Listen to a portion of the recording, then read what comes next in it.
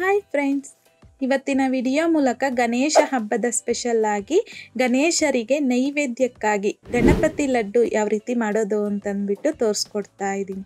ಈ ಮೆಜರ್ಮೆಂಟ್ಸ್ನಲ್ಲಿ ಈ ರೀತಿಯಾಗಿ ಲಡ್ಡುನ ಮಾಡಿ ನೋಡಿ. ಫಸ್ಟ್ ಟೈಮ್ ನೀವು ಲಡ್ಡುನ ಮಾಡ್ತಿದ್ರು ಸಹ ಪರ್ಫೆಕ್ಟಾಗಿ ನೀವು ಲಡ್ಡುನ ಮಾಡ್ಕೋಬೋದು. ಮಾಡೋದೇನು ತುಂಬ ಕಷ್ಟ ಇರೋದಿಲ್ಲ. ಸೊ ಬನ್ನಿ ಇವಾಗ ಲೇಟ್ ಮಾಡ್ದಿರಾ ಗಣಪತಿ ಲಡ್ಡು ಯಾವ ರೀತಿ ಮಾಡೋದು ಅಂತಂದ್ಬಿಟ್ಟು ನೋಡೋಣ. ಬೌಲಲ್ಗೆ 2 ಕಪ್ ಆಗುವಷ್ಟು ಕಡಲೆ ಹಿಟ್ಟು ಹಾಕ್ಕೊತಾ ಇದ್ದೀನಿ. ನಾನು ಇಲ್ಲಿ 250 ml ಕಪ್ ಬರುತ್ತಲ್ವ, ಸೊ ಅದರಲ್ಲಿ ಅಳತೆ ಮಾಡ್ಕೊಂಡು ತಗೊತಾ ಇದ್ದೀನಿ. ಇದೇ ಕಪ್ ತಗೋಬೇಕಂತೇನಿಲ್ಲ, ನೀವು ಚಿಕ್ಕದಾದ್ರೂ ತಗೋಬೋದು, ದೊಡ್ಡದಾದ್ರೂ ತಗೋಬೋದು, ಇಲ್ಲ ಅಂತಂದರೆ ಗ್ಲಾಸಲ್ಲಾದರೂ ಅಳತೆ ಮಾಡ್ಕೋಬೋದು. ಬಟ್ ಎಲ್ಲನೂ ನೀವು ಒಂದೇ ಕಪ್ಪಲ್ಲಿ ಮೆಷರ್ಮೆಂಟ್ ಮಾಡಿ ತಗೋಬೇಕಾಗತ್ತೆ. ಆವಾಗ ನಿಮಗೆ ಕರೆಕ್ಟಾಗಿ ಲಡ್ಡು ಅನ್ನೋದು ಬರುತ್ತೆ. 1/8 ಟೀ ಸ್ಪೂನ್ ಆಗುವಷ್ಟು ಬೇಕಿಂಗ್ ಸೋಡಾ, ಒಂದು ಅರ್ಧ ಟೀ ಸ್ಪೂನ್ ಆಗುವಷ್ಟು ಅರಿಶಿನ ಸಹ ಹಾಕ್ಕೊಂಡು ಸ್ಟ್ರೈನ್ ಮಾಡ್ಕೊಳ್ಳಿ. ಮೊದಲು ಕಡಲೆ ಹಿಟ್ಟನ್ನು ಈ ರೀತಿ ಸ್ಟ್ರೈನ್ ಮಾಡ್ಕೊಂಡಿದ್ದಾದ ನಂತರ ಕಡಲೆ ಹಿಟ್ಟು ತಗೊಂಡಿರ್ತಕ್ಕಂಥ ಕಪ್ಪಲ್ಲೇ 1 ಕಪ್ ಆಗುವಷ್ಟು ನೀರನ್ನು ಹಾಕಿ ಈ ರೀತಿ ಗಂಟಿಲ್ದಿರ ಚೆನ್ನಾಗಿ ಈ ರೀತಿ ವಿಸ್ಕರಲ್ಲಿ ಚೆನ್ನಾಗಿ ಮಿಕ್ಸ್ ಮಾಡ್ಕೊಂಡಿದ್ದಾದ ನಂತರ ಆಮೇಲೆ ಅದೇ ಕಪ್ಪಲ್ಲಿ ಒಂದು ಅರ್ಧ ಕಪ್ ಆಗುವಷ್ಟು ತಗೊಂಡಿದ್ದೀನಿ. ಸೊ ಈಗ ಸ್ವಲ್ಪನೇ ಹಾಕ್ಕೊಂಡು ಬ್ಯಾಟರ್ನ ಕರೆಕ್ಟ್ ಕನ್ಸಿಸ್ಟೆನ್ಸಿಗೆ ಮಿಕ್ಸ್ ಮಾಡ್ಕೋಬೇಕು. ಟೋಟಲ್ ಆಗಿ ನಾನಿಲ್ಲಿ 1.5 ಕಪ್ ಆಗುವಷ್ಟು ನೀರನ್ನು ಯೂಸ್ ಮಾಡ್ಕೊಂಡಿದ್ದೀನಿ. ನೀರು ಇಷ್ಟೇ ಹಿಡಿಯುತ್ತೆ ಅಂತ ಹೇಳೋದಕ್ಕಾಗೋದಿಲ್ಲ, ಹೆಚ್ಚು ಕಡಿಮೆ ಆಗ್ಬೋದು, ಕಡಲೆ ಹಿಟ್ಟು ಮೇಲೆ ಡಿಪೆಂಡ್ ಆಗುತ್ತೆ. ಬಟ್ ಬ್ಯಾಟರ್ ಅನ್ನೋದು ನೋಡಿ ಈ ರೀತಿ ಇರಬೇಕು. ಸೌಟ್ ಮೇಲೆ ನಾವು ತಿರುಗಿಸಿ ಈ ರೀತಿಯಾಗಿ ಬೆರಳಲ್ಲಿ ತೆಗೆದಾಗ ಒಂದು ಲೇಯರಾಗಿ ಕೂರಬೇಕು ಸೌಟ್ ಮೇಲೆ.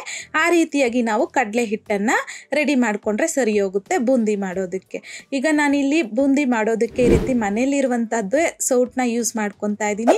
ಇನ್ ಕೇಸ್ ನಿಮ್ಮ ಹತ್ರ ಬೂಂದಿ ಸೌಟ್ ಇದ್ದರೆ ಅದರಲ್ಲೇ ಮಾಡ್ಕೋಬೋದು. ನನ್ನ ಹತ್ರ ಇರಲಿಲ್ಲ, ಹಾಗಾಗಿ ಸೊ ಈ ಮೆಥಡಲ್ಲಿ ನಾನು ಮಾಡ್ಕೊತಾ ಇದ್ದೀನಿ. ಈಗ ನೋಡಿ ಎಣ್ಣೆನೂ ಸಹ ಬಿಸಿಯಾಗಿದೆ. ಎಣ್ಣೆ ಬಿಸಿ ಆಗಿದ್ದಾದ ನಂತರ ಸೌಟ್ನು ಅಷ್ಟೇ ತುಂಬ ಮೇಲೇನೂ ಇಡಬಾರ್ದು. ಬೂಂದಿ ಹಾಕೋವಾಗ ಹಿಟ್ಟನ್ನು ಈ ರೀತಿ ತುಂಬ ಕೆಳಗಡೆನೂ ಇರಬಾರ್ದು. ಎಣ್ಣೆ ಹಾಗೆ ಈ ಸೌಟ್ಗೆ ಡಿಫ್ರೆನ್ಸ್ ಅನ್ನೋದು ಇಷ್ಟಿರಬೇಕು. ಈಗ ಜಸ್ಟ್ ನಾನಿಲ್ಲಿ 1 ಸೌಟ್ ಆಗುವಷ್ಟು ಹಿಟ್ಟನ್ನು ಹಾಕ್ಕೊಂಡಿದ್ದಾದ ನಂತರ ತುಂಬ ಟ್ಯಾಪ್ ಮಾಡಬಾರ್ದು. ಈ ರೀತಿ ಬೆರಳಲ್ಲಿ ಲೈಟಾಗಿ ಟ್ಯಾಪ್ ಮಾಡಿಕೊಂಡ್ರೆ ಸಾಕು. ಜೊತೆಗೆ ಎಣ್ಣೆಗೆ ಎಷ್ಟು ಹಿಡಿಯುತ್ತೋ ಅಷ್ಟು ಮಾತ್ರ ಹಾಕ್ಕೋಬೇಕು. ತುಂಬ ಹಿಟ್ಟು ಹಾಕಿಬಿಟ್ರೆ ನಮಗೆ ಒಂದಕ್ಕೊಂದು ಅಂಟ್ಕೊಂಡ್ಬಿಡುತ್ತೆ, ಬೂಂದಿ ಅನ್ನೋದು ಕರೆಕ್ಟಾಗಿ ಬರೋದಿಲ್ಲ. ಜೊತೆಗೆ ಎಣ್ಣೆಯಲ್ಲೂ ಅಷ್ಟೇ ಬೂಂದಿನ ಜಾಸ್ತಿ ಫ್ರೈ ಮಾಡ್ಕೋಬಾರ್ದು.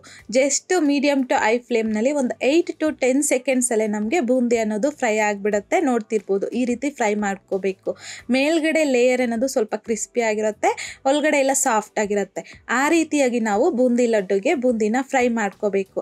ಅದೇ ನೀವು ಖಾರ ಬೂಂದಿಗೆ ಫ್ರೈ ಮಾಡ್ಕೊತಿದ್ದೀರಿ ಅಂತಂದರೆ ಇದೇ ಮೆಥಡಲ್ಲಿ ಈ ಟೈಮಲ್ಲಿ ಕ್ರಿಸ್ಪಿ ಆಗೋವರೆಗೂ ಚೆನ್ನಾಗಿ ಈ ಬೂಂದಿನ ಫ್ರೈ ಮಾಡ್ಕೊಬೇಕಾಗತ್ತೆ. ಸೊ ಅಷ್ಟೇ. ಈಗ ನೋಡಿ ನೆಕ್ಸ್ಟ್ ಟೈಮ್ ನೀವಿಲ್ಲಿ ಬೂಂದಿನ ಹಾಕ್ಕೋಬೇಕಾದ್ರೆ ಮತ್ತೆ ಸೌಟನ್ನ ನೀಟಾಗಿ ವಾಶ್ ಮಾಡಿಕೊಂಡು ಬಟ್ಟೆಯಲ್ಲಿ ಸೌಟನ್ನ ನೀಟಾಗಿ ತೇವನ ಹೊರಿಸ್ಕೊಂಡ್ಬಿಟ್ಟು ಆಮೇಲೆ ನೆಕ್ಸ್ಟ್ ಟೈಮ್ ಈ ರೀತಿ ಬೂಂದಿ ಹಾಕೋವಾಗ ನಾವು ಹಾಕ್ಕೋಬೇಕು. ಆ ರೀತಿ ಮಾಡೋದ್ರಿಂದ ನಮಗೆ ಬೂಂದಿ ರೌಂಡ್ ಆಗಿ ತುಂಬ ಚೆನ್ನಾಗಿ ಬರುತ್ತೆ. ಇದು ಒಂಥರ ಟಿಪ್ ಅಂತಲೇ ಹೇಳ್ಬೋದು. ಸೊ ನಾನು ಹೇಳಿರುವಂತಹ ಪ್ರತಿಯೊಂದು ಟಿಪ್ನ ಸಹ ಯೂಸ್ ಮಾಡಿಕೊಂಡು ಈ ಬೂಂದಿನ ಮಾಡಿದ್ದೀರಾ ಅಂತಂದರೆ ಕರೆಕ್ಟಾಗಿ ರೌಂಡ್ ಆಗಿ ಪರ್ಫೆಕ್ಟಾಗಿ ಬೂಂದಿನ ರೆಡಿ ಮಾಡ್ಕೋಬೋದು. ಈಗ ಬೂಂದಿ ರೆಡಿ ಆಗಿದ್ದಾದ ನಂತರ ಪಾಕನ ರೆಡಿ ಮಾಡ್ಕೋಬೇಕಲ್ವಾ. ಹಾಗಾಗಿ ಕಡಾಯಿಗೆ ಯಾವ ಕಪ್ಪಲ್ಲಿ ಕಡಲೆ ಹಿಟ್ಟು ಎಲ್ಲ ತಗೊಂಡಿದ್ದೀರಲ್ವ, ಸೊ ಅದೇ ಕಪ್ಪಲ್ಲಿ 1.5 ಕಪ್ ಆಗುವಷ್ಟು ಸಕ್ಕರೆ, 3/4 ಕಪ್ ಆಗುವಷ್ಟು ನೀರನ್ನು ಸೇರಿಸ್ಕೊಂಡು ಮೀಡಿಯಂ ಫ್ಲೇಮ್ನಲ್ಲಿ ಜಸ್ಟ್ ಈ ರೀತಿ ಮಿಕ್ಸ್ ಮಾಡ್ಕೊತ ಸಕ್ಕರೆನ ಕರಗಿಸ್ಕೊಳ್ಳಿ. ಮೊದಲಿಗೆ ಸಕ್ಕರೆ ಕರಗಿದ ತಕ್ಷಣ ಲೋ ಟು ಮೀಡಿಯಂ ಫ್ಲೇಮ್ನಲ್ಲೇ ಈ ಪಾಕನ ಚೆನ್ನಾಗಿ ಕುದಿಸ್ಕೋಬೇಕಾಗತ್ತೆ. ಅಂದರೆ ಈ ರೀತಿ ಒಂದು ಎಳೆ ಪಾಕ ಬರಬೇಕು. ಕೈಯಲ್ಲಿ ಈ ರೀತಿಯಾಗಿ ಪಾಕನ ಟಚ್ ಮಾಡಿದಾಗ ಒಂದು ಎಳೆ ಪಾಕ ಬಂದಿದೆಯಲ್ವಾ. ಈಗ ಒಂದು 5 ರಿಂದ 6 ಏಲಕ್ಕಿನ ಕುಟ್ಟಿ ಪುಡಿ ಮಾಡಿ ಹಾಕ್ಕೊತಾ ಇದ್ದೀನಿ. ಒಂದ್ಸಲ ಮಿಕ್ಸ್ ಮಾಡಿಕೊಂಡು ಇಮ್ಮಿಡಿಯೇಟ್ ಆಗಿ ಫ್ಲೇಮ್ನ ಆಫ್ ಮಾಡ್ಕೊಂಬಿಡಿ. ಆಫ್ ಮಾಡ್ಕೊಂಡಿದ್ದಾದ ತಕ್ಷಣ ನಾವು ಬೂಂದಿನ ರೆಡಿ ಮಾಡಿ ಇಟ್ಕೊಂಡಿದ್ದೀರಲ್ವಾ, ಸೊ ಅದನ್ನೆಲ್ಲನೂ ಸಹ ಹಾಕ್ಕೊಂಡು ಎಲ್ಲ ನೀಟಾಗಿ ಈ ರೀತಿ ಸೌಟಲ್ಲಿ ಮಿಕ್ಸ್ ಮಾಡ್ಕೊಂಬಿಡಬೇಕು. ಈ ಸಕ್ಕರೆ ಪಾಕ ಅನ್ನೋದು ಪ್ರತಿಯೊಂದು ಬೂಂದಿಗೂ ಸಹ ನೀಟಾಗಿ ಅಬ್ಸರ್ವ್ ಆಗಬೇಕು. ಸೊ ಆ ರೀತಿಯಾಗಿ ಮಿಕ್ಸ್ ಮಾಡಿಕೊಂಡು ಲಿಡ್ನ ಕ್ಲೋಸ್ ಮಾಡಿ ಜಸ್ಟ್ ಒಂದು 5 ನಿಮಿಷ ಪಕ್ಕಕ್ಕಾಗೆ ಇಟ್ಬಿಡಿ. ಒಂದು 5 ನಿಮಿಷ ಆದ ನಂತರ ಮತ್ತೊಂದು ಸಲ ಮಿಕ್ಸ್ ಮಾಡಿಕೊಂಡು ಚಿಕ್ಕ ಮಿಕ್ಸಿ ಜಾರಲ್ಗೆ ನಾನು ಈ ಬೂಂದಿನ ಒಂದು ಅರ್ಧ ಕಪ್ ಆಗುವಷ್ಟು ತಗೊಂಡಿದ್ದೀನಿ. ಇದನ್ನು ಗ್ರೈಂಡ್ ಮಾಡ್ಕೋಬೇಕು.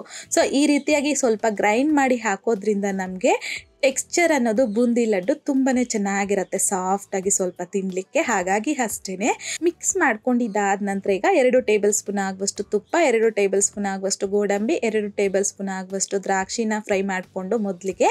ಸೊ ಈಗ ತುಪ್ಪ ಬಿಸಿ ಇರುತ್ತಲ್ವ, ಇದರಲ್ಲಿಗೆ ಸ್ವಲ್ಪ 1 ಟೇಬಲ್ ಸ್ಪೂನ್ ಆಗುವಷ್ಟು ವಾಟರ್ ಮೆಲನ್ ಸೀಡ್ಸ್ನ ಸಹ ಹಾಕಿ ಈ ತುಪ್ಪ ಬಿಸಿ ಇರೋವಾಗಲೇ ಸ್ವಲ್ಪ ಮಿಕ್ಸ್ ಮಾಡಿಕೊಂಡ್ರೆ ವಾಟರ್ ಮೆಲನ್ ಸೀಡ್ಸ್ ಸಹ ಫ್ರೈ ಆಗಿಬಿಡತ್ತೆ. ಈಗ ಈ ಡ್ರೈ ಫ್ರೂಟ್ಸ್ ಫ್ರೈ ಮಾಡಿರುವಂಥದ್ದನ್ನು ಈ ಬೂಂದಿಯಲ್ಲಿಗೆ ಹಾಕಿ ಮತ್ತೊಂದು ಸಲ ಚೆನ್ನಾಗಿ ಮಿಕ್ಸ್ ಮಾಡ್ಕೊಂಬಿಡಿ. ಸೊ ಮಿಕ್ಸ್ ಮಾಡ್ಕೊಂಡಿದ್ದಾದ ನಂತರ ನಾನು ಇಲ್ಲೊಂದು ಬೌಲಲ್ಲಿಗೆ ಈ ರೀತಿ ಪ್ಲಾಸ್ಟಿಕ್ ಕವರ್ನ ತಗೊಂಡಿದ್ದೀನಿ. ಇದು ಬಂದು ಆಪ್ಷನಲ್ಲು, ನೀವು ಹಾಗೇನೆ ಕೈಯಲ್ಲೂ ಸಹ ಉಂಡೆ ಮಾಡ್ಕೋಬೋದು. ಸೊ ನಾನಿಲ್ಲಿ ಸ್ವಲ್ಪ ಪಚ್ಕರ್ಪೂರ ಹಾಕೋದು ಮರ್ತಿತ್ತು. ದೇವಸ್ಥಾನದಲ್ಲೆಲ್ಲ ಬೂಂದಿ ಲಡ್ಡು ಎಲ್ಲ ನೋಡೋದಕ್ಕೆ ಟೇಸ್ಟ್ ಯಾವ ರೀತಿ ಇರುತ್ತೆ ತಿನ್ನಲಿಕ್ಕೆ, ಸೊ ಅದೇ ಟೇಸ್ಟ್ ಬರಬೇಕಂದ್ರೆ ಈ ರೀತಿ ಸ್ವಲ್ಪ ಪಚ್ಕರ್ಪೂರನ ಹಾಕಿ ಮಿಕ್ಸ್ ಮಾಡ್ಕೋಬೇಕು. ಜಸ್ಟ್ 1 ಚಿಟಿಕೆ ಆದರೆ ಸಾಕು, ಜಾಸ್ತಿನೂ ಸಹ ಹಾಕ್ಕೊಂಡ್ರೆ ಫ್ಲೇವರ್ ಚೇಂಜ್ ಆಗಿಬಿಡುತ್ತೆ, ಚೆನ್ನಾಗಿರೋದಿಲ್ಲ. ಇಷ್ಟ ಆದರೆ ಸಾಕು. ಈಗ ನೋಡಿ ಈ ರೀತಿ ಕವರಲ್ಲಿಗೆ ಬೂಂದಿ ಎಲ್ಲ ತಗೊಂಡಿದ್ದೀರಲ್ವಾ, ಈ ರೀತಿಯಾಗಿ ನೀಟಾಗಿ ಟೈಟಾಗಿ ಪ್ರೆಸ್ ಮಾಡ್ಕೊತ ಉಂಡೆ ಮಾಡಿಕೊಂಡ್ರೆ ನಮಗೆ ರೌಂಡಾಗಿ ಪರ್ಫೆಕ್ಟ್ ಆಗಿರುವಂತಹ ಗಣಪತಿ ಲಡ್ಡು ಅನ್ನೋದು ರೆಡಿಯಾಗೋಗುತ್ತೆ. ನೀವು ಕೈಯಲ್ಲೂ ಸಹ ಮಾಡ್ಕೋಬೋದು. ಸೊ ನೋಡ್ತಿದ್ದೀರಲ್ಲ, ಗಣೇಶನ ಹಬ್ಬದ ಸ್ಪೆಷಲ್ ಆಗಿ ಗಣೇಶರ ನೈವೇದ್ಯಕ್ಕಾಗಿ ಗಣಪತಿ ಲಡ್ಡುನ ಪರ್ಫೆಕ್ಟ್ ಮೆಜರ್ಮೆಂಟ್ಸ್ನಲ್ಲಿ ಯಾವ ರೀತಿ ಮಾಡೋದು ಅಂತಂದ್ಬಿಟ್ಟು, ಈ ಮೆಜರ್ಮೆಂಟ್ಸ್ನಲ್ಲಿ ಈ ರೀತಿಯಾಗಿ ನೀವು ಸಹ ಗಣಪತಿ ಲಡ್ಡುನ ಟ್ರೈ ಮಾಡಿ, ತುಂಬಾ ಚೆನ್ನಾಗಿ ಬರುತ್ತೆ. ಸೊ ನೋಡ್ತಿರ್ಬೋದು, ನಾನು ಇವಾಗ ಓಪನ್ ಮಾಡಿ ತೋರಿಸ್ತಾ ಇದ್ದೀನಿ. ಒಳಗಡೆ ಟೆಕ್ಸ್ಚರ್ ಅನ್ನೋದನ್ನು ಸಹ ಪರ್ಫೆಕ್ಟಾಗಿ ಲಡ್ಡು ಯಾವ ರೀತಿ ಬಂದಿದೆಯೋ ಅಂತಂದ್ಬಿಟ್ಟು. ಈ ಮೆಜರ್ಮೆಂಟ್ಸ್ನಲ್ಲಿ ನಾನು ಹೇಳಿರುವ ಹಾಗೆ ಈ ಲಡ್ಡುನ ಮಾಡಿ ನೋಡಿ, ತುಂಬ ಅಂದರೆ ತುಂಬಾ ಚೆನ್ನಾಗಿ ಬರುತ್ತೆ. ಫಸ್ಟ್ ಟೈಮ್ ಮಾಡ್ತಿದ್ರು ಸಹ ಪರ್ಫೆಕ್ಟಾಗಿ ಲಡ್ಡುನ ಮಾಡ್ಕೋಬೋದು.